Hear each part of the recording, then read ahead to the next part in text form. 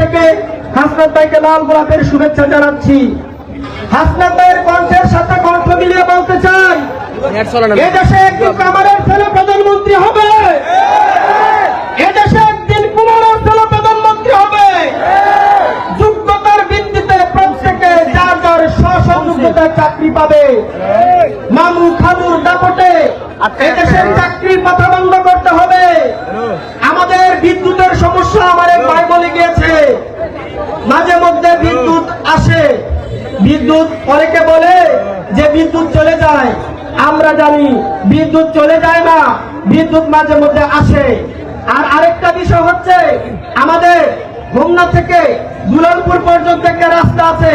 এই রাস্তা যদি কোনো মৃত মানুষও নেওয়া হয়, মৃত মানুষ পর্যন্ত ধাক্কায় ধাক্কায় নাউজুবিল্লাহ, আল্লাহ মাফ করো, যেমন চেতনা জায়গা উঠবে। এই রাস্তার কাজ কেন বন্ধ রাখা হলো? প্রশাসনের কাছে জবাব চাই। আর বক্তব্য দীর্ঘায়িত করব না, সকলকে ধন্যবাদ জানাচ্ছি। আসসালামু আলাইকুম।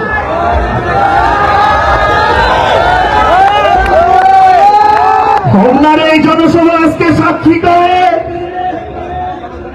যেই হোমনার মানুষ পরিবর্তন চায়, এই তরুণ সমাজ নতুন নেতৃত্ব চায়, নতুন একটি বাংলাদেশ চায়। আজকের এই তরুণদের উপস্থিতি এটাই প্রমাণ করে যে এই তরুণদের নেতৃত্বেই আগামীর বাংলাদেশ একটি সুন্দর বাংলাদেশ হিসেবে গড়ে উঠবে।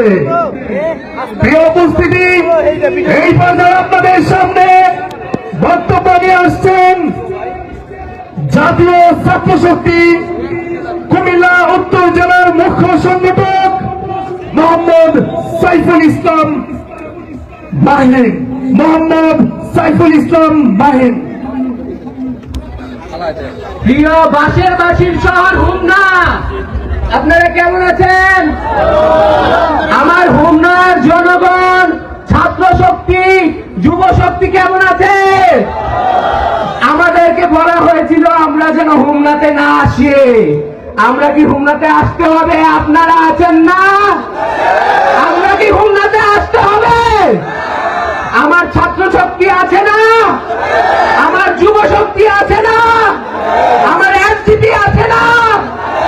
হোমনার মানুষের বাঁশের বাঁশির সুর অনেক মিষ্টি।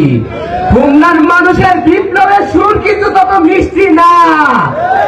আপনারা কি বিশ্বাস করেন? আপনারা কি সেই কথায় বিশ্বাস রাখেন?